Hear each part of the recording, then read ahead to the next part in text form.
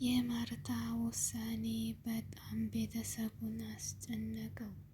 ማርታ የመጨረሻ የሚያከራክር ውሳኔ ወሰነች። ቤተሰቡና ልጆቹ ግን በጣም ተጨነቁ። የሁል ጊዜም ጭንቀታቸው ነበር። ያሁኑ ግን የመጨረሻ እና ነገሩ የሚቋጭበት ሁኔታ ስለሆነ በጣም ተጨንቀዋል። ናታም መፍትሄ እንፈልግ፣ አሁንም ድብብቆሽ እናድርግ እያለ አቶ ደረጀን እየለመነው ነው። ደረጀም ሁለተኛ ሶስተኛ እንደገና ጥፋትና ጸጸት አላደርግም፣ የመጣውን እቀበላለሁ። ማርታ ምን ውሳኔ ወሰነች? አሰላሙ አለይኩም ወራህመቱላሂ ወበረካቱ። ውድና የተከበራችሁ ቤተሰቦች እንዴት ናችሁ? ከኔ ጋር አልሐምዱሊላህ። በያላችሁ ሰላማችሁ ብዝት ይበል። ሰብስክራይብ ያደርጋችሁ አበረታቱኝ። እንግዲህ ባለፈው ወይዘሮ ማርታ እንግዲህ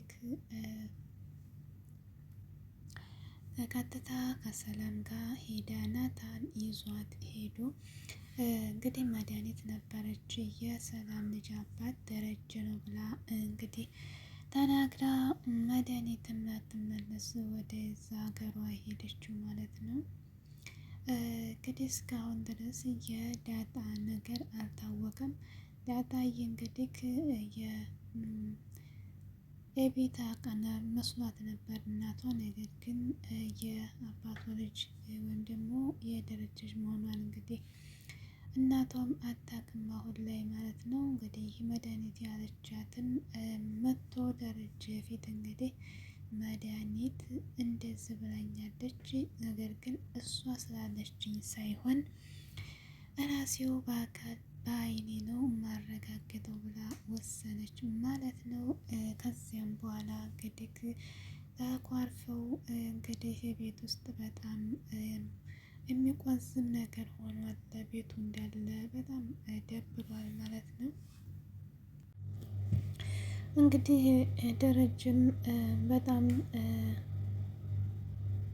ስሜቱ እየተጎዳ ነው ያለው ማለት ነው። በሀሳብ እስከ ሀይቀን በጣም እስከዛሬ ብቻውን ያን ጊዜ ሲያስብ ያው መጨረሻው እንደዚህ ሊታወቅ ዘንድ እስከዛሬው ጭንቀቱን ትቶ ወይ አልተናገረ። ብቻ ከባድ ነው ለደረጀም ለማርታም። ግን ደግሞ ማርታም በጣም ልቧ ቆስሏል። መከዳት በጣም ከባድ ነው። አብሶ በቅርብ ሰው እና በምናምነው ሰው መከዳት ልብ በጣም ያቆስላል ማለት ነው። እንግዲህ አሁን ላይ ደግሞ ቤት ውስጥ በጣም እሷ ተናዳ ምግብ የተመገበች አይደለም። በጣም አደጋ ላይ ነው ያሉት ሁለቱም ማለት ነው። ተኳርፈው ቤት ውስጥ እንግዲህ ሲተያዩ እየተዟዟሩ ነው ያለው። እንግዲህ ወሬዋን አውርታ ሐኪም ቤት በቃ እንገናኝ ብላ ነበር። ቀጥታ ሊያወራት ሲፈልግ ራሱ እንኳ ውጣልኝ ብላ እያባረረችው ማለት ነው። እንግዲህ ቀጥታ ሄዳ ናታን ይዟት ሄዶ ከሰላም ጋር ሰላምን ጠርታ ከመኪና ውስጥ አስገብታ እንግዲህ ሰላም ደግሞ ምን በጣም ስታያት ተንቀጠቀጠች ማለት ነው። አስነቃባት። ከዚያም በኋላ ምን ሆንሽ ልጅሽ እሳ እያለቻት ነበር እና መሆንሽ የደነገጥሽ ምናምን ስትላት ያው ምንም ሆነ አይደለም እያለቻት ነበር። እንግዲህ ያው ሰላም መድኃኒት ነግራኛለች ልጅሽ አባት ደረጀ እንደሆነ ነበር ያለቻት እና ኧረ አይደለም ብላ ለመቀጣጠፍ እንግዲህ ብትሞክርም ያንቺን ከደል ልቀበል አይደለም እዚህ የመጣሁት አለች ማለት ነው። እንግዲህ ነገ ሐኪም ቤት እንድንገናኝ ደረጀን ነግረዋለሁኝ ብላት ነበር እንግዲህ የተመለሰችው ማለት ነው። ከዛ መጣ እንግዲህ በጣም ተሰተናደች። ማንም ማዋራት አትፈልግም። እንዲሁም ዳጣዬና ኤቢ ምግብ ለዛ አልበላችም እባካቸው አባት ብላ ምግብ ይዘው ገብተው እያሳሳቁ ሊያበላ ቢፈልጉ እንኳ በጭራሽ ልትስቅላቸውና ለተፈቃደኛ ልትሆን አልቻለችም። ማስወጣቻቸው ማለት ነው።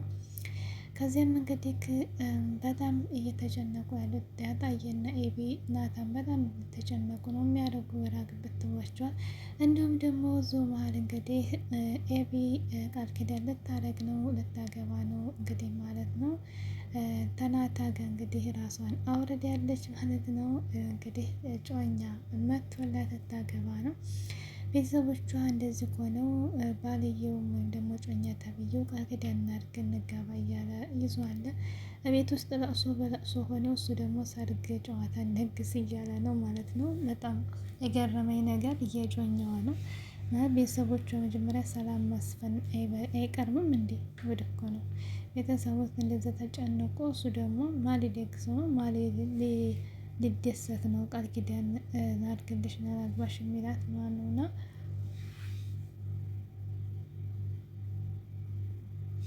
ቤተሰቡ እንደዚህ ሆኖ በትነነት ተጣልተው እንዲህ ያለ ጉድ ሆነው የእሷ ደግሞ እንጋባ፣ እንደግስ፣ እንጫወት፣ እንደሰት ቃል ኪዳን ላድርግልሽ ይላታል ማለት ነው። ብቻ ደስ አይልም። ጮኛዋ ትንሽ ከሚያደርጋቸው ነገራቶች ማለት ነው። እንግዲህ ናታን ራሱ ምን ያክል ታውቂዋለሽ? እባክሽ ረጋ በይ፣ ያለውን ነገር አጣሪ፣ ህይወት እንዳይበላሽ እያለ እየመከራት ነበር። እንዲሁም ደግሞ ዳጣዬም በቃ ልትጋቡ ነው እንደ እስቲ ሁሉን ነገር አጣሪ እያለች ያስጠነቀቀችን ነው ማለት ነው። ከዚያም በኋላ እንግዲህ ናታን ዳጣዬ ጋር እንግዲህ ያለው ነገር በጣም እየተጨነቀ ነበር። ኤቢንን እንንገራትና መላ እንፈልግ እያላች ነበር ዳጣዬ። ኤቢ ተሰማች በአባቷ ላይ በጣም ትፈርዳለች። በጣም ከባድ ነው፣ ከአንድ ሁለት ልጅ ከባድ ነው የምትለው እሷን አንነግራትም፣ መፍትሄ መፈለግ ካለብን እኛንም በማሳመናት ማለት ነው። እንግዲህ ደረጀ ነግረዋለች። መጥቶ እንግዲህ ቤት መጣ። ማይመጣ የለት አባትሽን እዚህ እንዲመጣ ብላለች ብለሽ ቀጥሪው ብላን ነበር ኤቢ እና ከዛ መጥቶ እንግዲህ በጣም ከባድ ነው። እሱም እንግዲህ በጣም ተጸጽቷል። እሷም ተናደለች። ብቻ ተጎኗ ቁጭ ብሎ ምንም አላለችም።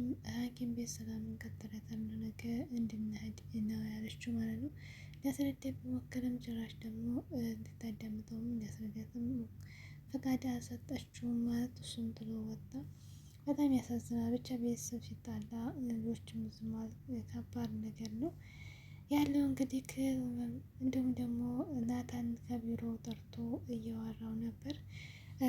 ናታን ግራ የሚገባው ውጤቱን እስኪ እንቀይረው ወይ የፈለግነውን ዋጋ ከፍለን ቀይረው ቢለው ደረጀ አልቀይርም፣ ሁለተኛ ሶስተኛ ስህተት ነው ይሄ የማይቀር ነገር ነው፣ የመጣውን እቀበላለሁኝ ብሎ እንግዲህ ደረጀ ወስኗል ማለት ነው። እንግዲህ ሰላም ደግሞ እዛ አትምጪ እዚህ ቤት ብትላት ዳጣዬ እመጣለሁኝ አለቻት። ዳጣም ደግሞ አባቷን በቃ ለታዝ ቦታ ልሄድ ብላው ነበርና አትሄጂም ተቆጥቷታል። እንዲሁም ደግሞ ሰላምዬንም እዛ አትምጪ ብትላት እመጣለሁኝ ወደ ልወርቅልሽ ነው እንግዲህ አንቺ እዛ ቤት ካላገኘሽ አላታገኝም አንቺ ተመጣሽ እያለ ታስፈራራት እንዳያታየ እኔ የሚገባኝ ያ ከሆነ እንደፈለግሽ ሁኚ፣ እኔ ግን ተመንጣት አልዘልም ብላ ሰላም እንግዲህ ደግሞ ወደ ቤት ልመጣ ወስናለች።